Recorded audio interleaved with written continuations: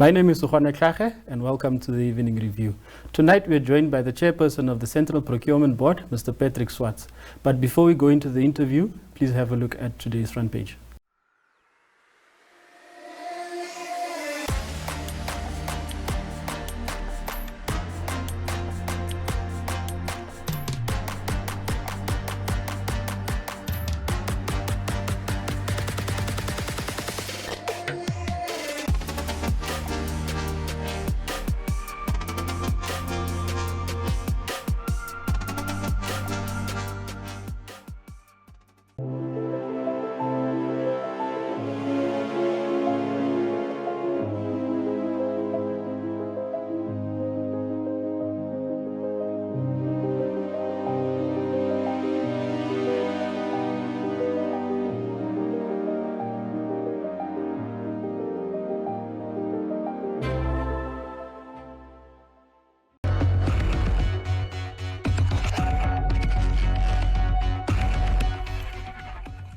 Welcome to the Evening Review, Mr. Swartz.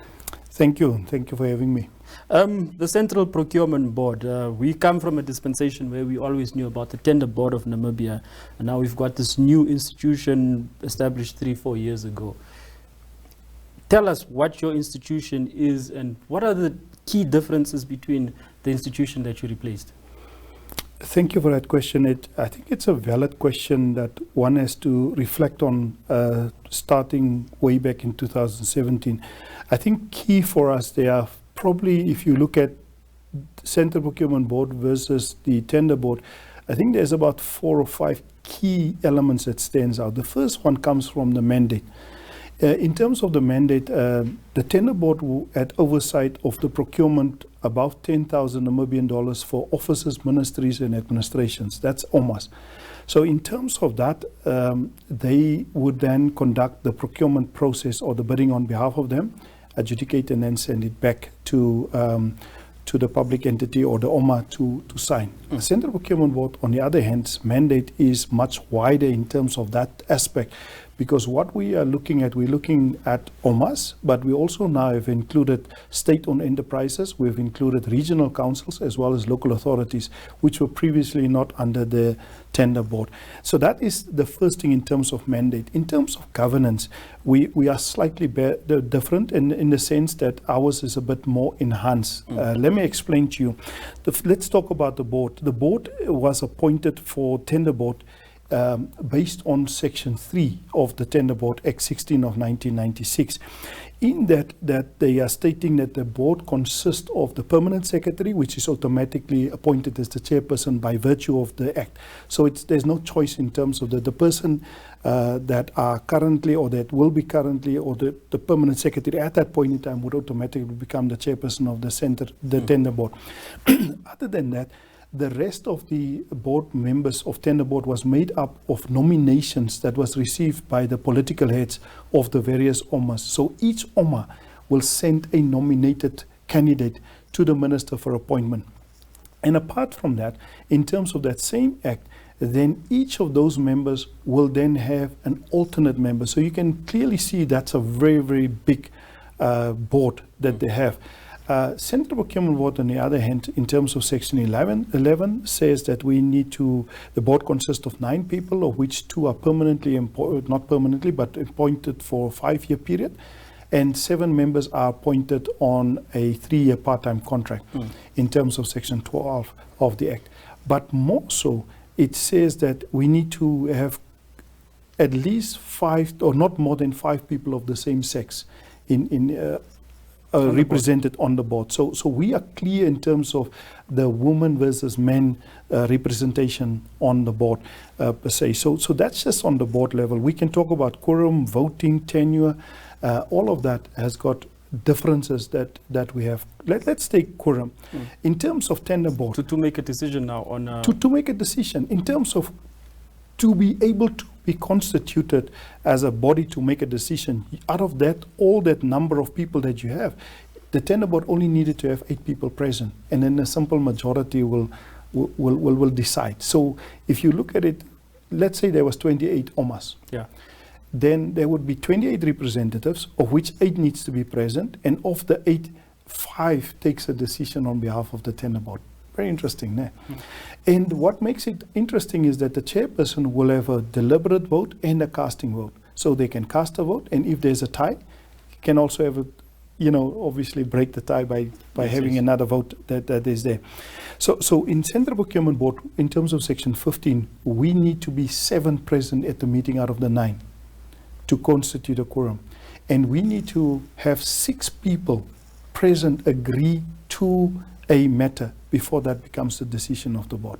So there's clearly a strengthening of governance in terms of how governance must be conducted between the 2 particular parties.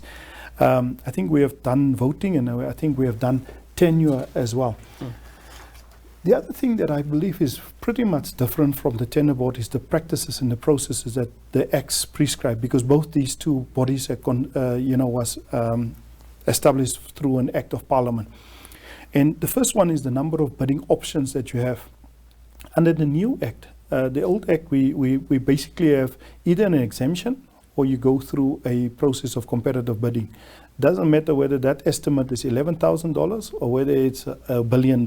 It goes through a competitive process unless you ask for an exemption, which the board has the powers to grant. In Central Procurement Board, under Section 27, we are given a number of options. So the first option is open advertised bidding, which consists of 2 particular methods. Either we can limit it to an open national bidding, which then looks at companies in Namibia. Yes. Or you have open international bidding, which open up slightly the market, but it does not exclude Namibians for participating in the open international bidding process. It just casts the net wider. So unlike what people are saying, if you do open international bidding, that they cannot compete, they can compete. It's just that they compete against international bidders. So that makes it, in their mind, a little bit different. But there's also then the restricted bidding method. There's a request for seal quotation. There's a request for proposal. There's an entity-to-entity process that you can follow, which means that if you are registered under the public entities, you're as public entity and you are recognized as a public entity, one public entity can then enter into an agreement with another public entity in order to execute those services. A good example would be a public entity sitting in or located in Windhoek will then enter into an agreement with City of Windhoek, who's also a public entity. That would be the type of contracts that we look under that. Mr. Swartz, I want to shift the conversation a little bit. Before you do that, let me. I think there's 3 more things that's quite important to just highlight. The second one is the bid evaluation. What we have found with bid evaluation in the past was the bid evaluation, the bids was received by tender board, and then tender board sent it to the OMA, on whose behalf they have done it, to do the evaluation, and then the accounting officer must then return a report under his signature. Under the Public Procurement Act that the Central Procurement Board operates, we have an independent group of people from which the board select, and we appoint what we call the ad hoc committee. And specifically in terms of Section 27, subsection 8, it says that to enhance or to improve the integrity of the process, the board cannot be party to the bid evaluation committee, making a clear distinction between how that was operated in the past vis-a-vis how it was operating now. Then I've told you the tender board had the powers to exempt. We don't have that powers. That powers is vested under the Public Procurement Act with the minister itself to exempt. So anybody wants to have an exemption, they must write to the minister, and the minister must see whether they can provide reason, and then they can decide to give an exemption.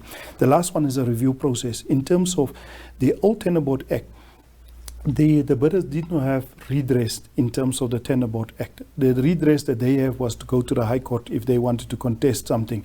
They could ask to explain certain things from the tender board, but if they have a bone of contention, they needed to go to that. Internationally, we moved away from that, where we say that the board that took the decision needs to be engaged in terms of this. So what we have, the review process is differently. We have got a review process that is run by the review panel, which is separately established by this Public Procurement Act, which subject all public entities and the board that is done procurement to be reviewed by them on a request by a bidder to test, to say, is it fair? Did they really do what they're supposed to do in terms of that? I believe that is a much bigger or strengthening of the tool, of the laws. And the fact of the matter that we don't do that helps a lot to give a cheaper form of review the process, as opposed to go to the High Court, where you need to put quite a few amount of money down to do that. Your institution is being accused in some instances of slowing the process, or when people compare to the previous tender board, say that, well, we have a central procurement board now, but the pace at which bids are being awarded is much slower. And, was this institution not meant to be efficient, and all of those things? So what do you say about such criticisms? I think the criticism is there. There's no two ways about it. We are looking at decongesting it, but let's unpack the act. Then we see what it is. The Tender Board Act was not very prescriptive. The Tender Board Act was very liberal in terms of how they look at certain aspects. The Tender Board Act says you needed to put out a bid 21 days, not minimum 21 days, not more than 30 days. Our Act says a minimum of 30 days. And the moment you put out a bid, there can be a request from the bidders to extend that particular bid. Especially during COVID, we found that a lot, that we needed to extend it as a result of COVID rules that has been applied that will be disadvantaging certain portion of the bidders and stuff. As such, also international bidders prefer to have a longer period of time to bid in terms of that. So I believe that the timelines in terms of the Public Procurement Act is very prescriptive, and as a result of that prescription, you need to comply with that. So we take a little bit longer, but I think what you need to also understand is that Central Procurement Board does not plan the procurement. You understand? A public entity must plan that procurement and then bring the plan to the board review the plan, and the board agree that that plan can be executable. Then they need to bring us the standard bidding document, where the board can approve the standard bidding document. Now that standard bidding document, we've got an obligation to ensure that it complies with the Public Procurement Act. Otherwise we will get reviewed in terms of that. And as much as we try to sit down with the public entities, it does seem that they does not want to yield much in terms of that. So our first 2-3 years, we spent a lot of time in the boardrooms, contesting the aspects of the specifications that is in there, the functionality of the specifications, the evaluation criteria that is being used. And yes, it takes us a little longer, but I can assure you that in the last couple of months, we have seen that we, actually the last year, COVID-19 or not COVID-19, we pushed out quite a few projects, and with much more, success than in the past. We're seeing lately that there are quite a number of appeals regarding our bids that have been awarded. What would you attribute this rise in appeals to? I'm actually quite happy about that, because let me put it this way. As I've indicated to you in the onset, is that bidders did not have this opportunity to review or to ask for a review of processes. So here you get an opportunity to ask for a review of processes. You must understand that as the Central Procurement Board is deemed to be a public body that is administrative by nature, and therefore needs to comply with Article 18 of the Constitution, which says you must be administratively and procedurally fair. And you will find that procurement is very much hinged on being procedurally fair in your process, and hence sometimes you can't move too fast, because if you move too fast, you might skip a process year or two that might be deemed by a bidder not to be something big, as long as he wins the bid. But if he's unhappy, if he didn't win the bid, that is the basis that he takes you on in the review panel. And there's an independent group of people appointed by the minister that now needs to look at the act, look at what we have done, and determine whether we have done it in, fairly or not fairly. We do see a lot of this, because I believe the bidders get now educated. It's part of our process to make sure the bidders are educated of what their rights are, how they can look at it. And we hope that soon we will find out it's not us alone that's been tested. We are aware of the fact that public entities are also being put before the review panel to explain and to show cause, how did you come to your decision? And I think it's fair, and I think it's good for the process itself. What do you make of claims that the appeals process is cumbersome for the bidders that have not been so successful? There's two things that is important that you need to understand. In terms of law, there's two review processes. We call it a review process, but recently, because of that ambiguity, it causes confusion with the bidders not understanding exactly which one is which. So let me explain to you. In terms of Regulation 38, the bidders can, after we've put out a notice for selection of award, we have what we call a standstill period of 7 days. And what we have done, the board have decided from the onset to give out the detailed executive summary on what basis did we outmotivate you or disqualified you, or on what basis were you not a successful bidder. Now that allows a bidder to look at this and says, but I don't agree with this. According to my understanding, I did all of that. So let me ask them to review my process. So what we talked about there in terms of Regulation 38, it's called a reconsideration, but in terms of Section 54, subsection 4, it is called a review. So that's the first level of redress that the bidder has. Mm-hmm. If we find, and we will give it to our legal team to evaluate what the bid evaluation have done, and whether we as the board have not have done a good job in terms of assessing what was in front of us.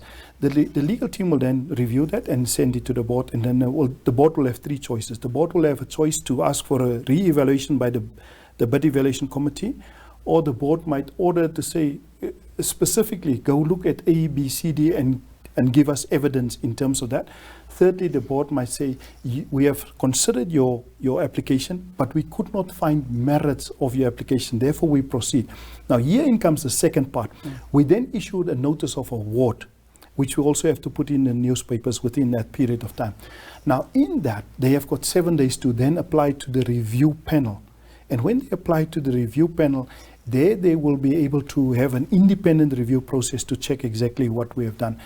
There is confusion, or there are confusion of those 2 methods, because sometimes what we have found when people ask for a reconsideration with Central Procurement Board, there are 1 or 2 that go straight to the review panel, and the review panel consider that. As a result, lately we have found that the 2 review processes that we underwent last week is that we found that while they were here with us and we were discussing the merits of this particular matter, we got an application from the review panel. Now what people need to understand, the moment the review panel asks us to come and present our case, it stops any of the other process. By law, we have 2 days to reply with whatever is being put in front of us. Only 2 days.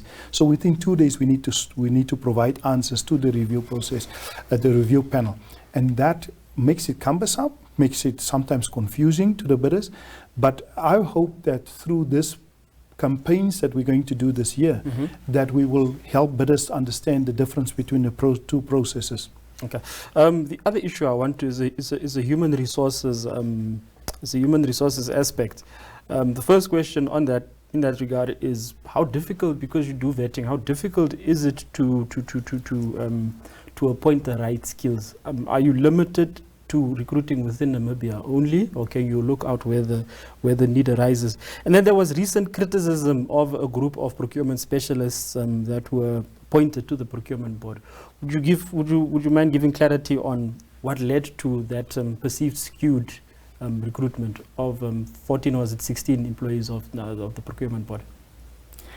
Thank you very much for that question. Number one, I think the skill set, what we prefer to appoint Namibians, especially in the light of the economic circumstances that we found ourselves in. We believe Namibians must serve Namibians, and I believe as the chairperson of the Central Procurement Board, I fully support that, especially, there's a lot of young people that requires work. Secondly, it does make it difficult because procurement, in the sense that we want it to function in this country, was not previously done at this level in this particular fashion that we have, that we would like to envisage it to have.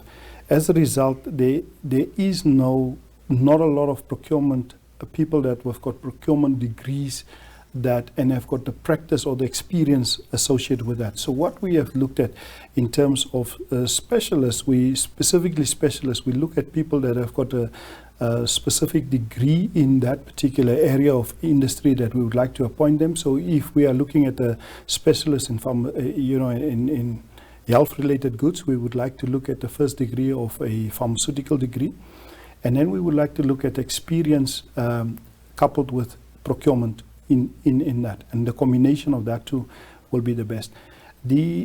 So the intention is to ensure that we've got capable caterers that can engage with professionals from public entities at a level that is adequate, because each of these industries will have a lingo, a language that is specific to that industry.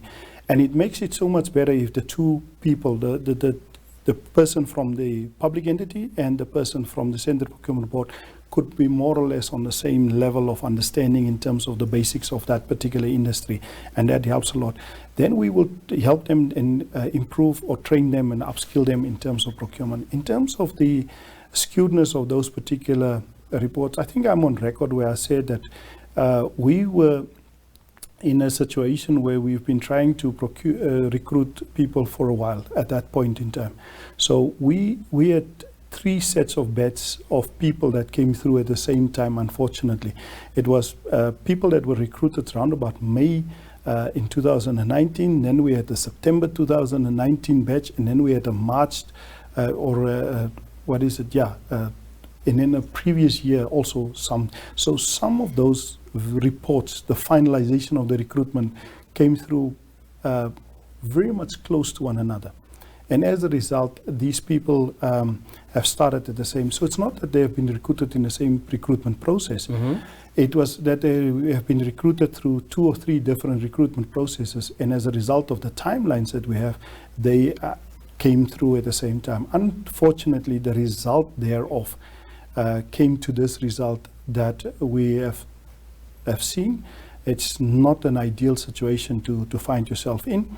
But this, we followed the recommendations that's been given to us in terms of improving our recruitment strategy, looking at where in our processes are we faltering and what could give rise to this. And we hope that our next recruitment exercise will yield us much different results than what it was. Do you think that you've done enough to sort of build public confidence in the procurement board, looking again back to your predecessor, the tender board?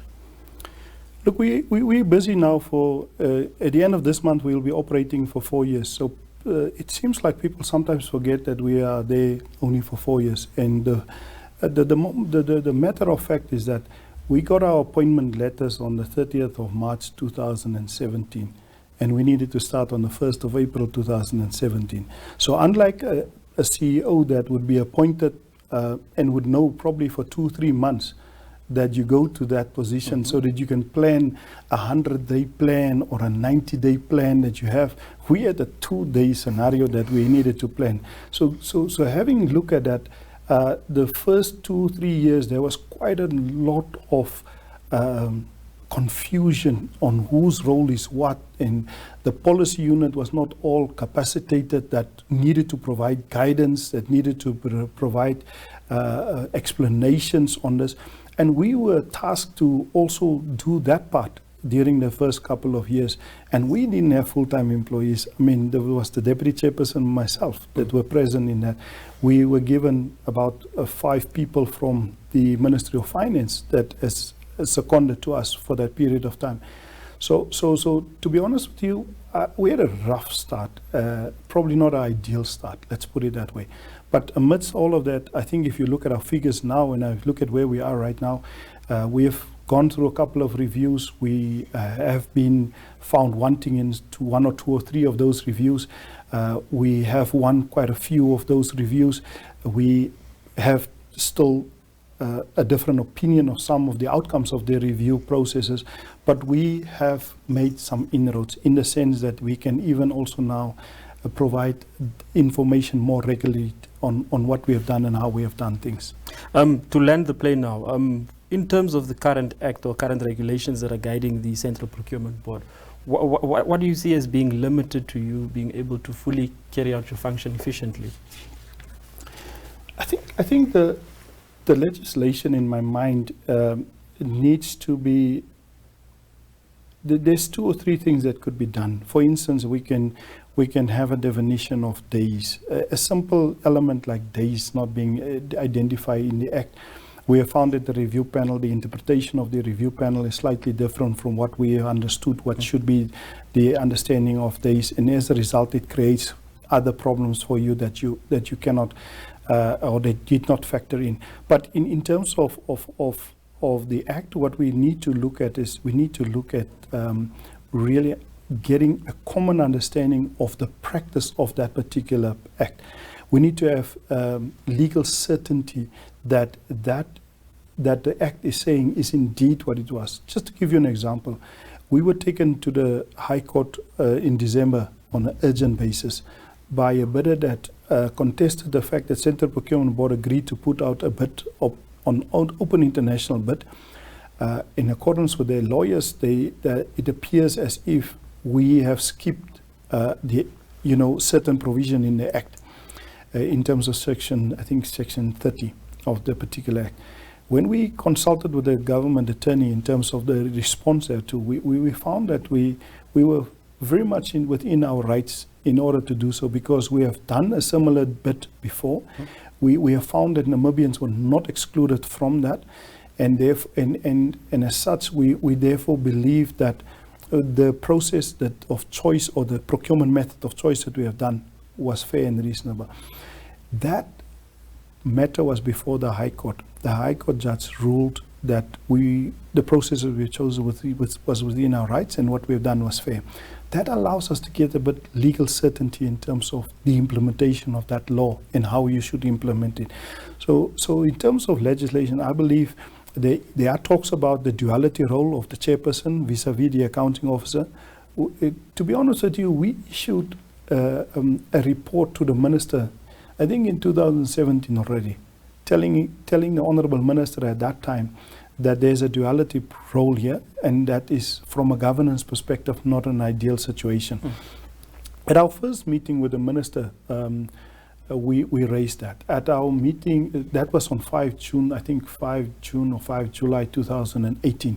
It was officially on the agenda of a discussion point. That's how far back it is. But in terms of legislation, there are other things that one can raise that could be a bit more clearer, that could be less ambiguous. But I think it is a working document. This document is adequate to move forward, but it should not stand still. It should be constantly reviewed as we require to have more legal certainty. Thank you very much for joining us on the Evening Review. It's my pleasure. Thank you. Do stay tuned for the weather. Good night.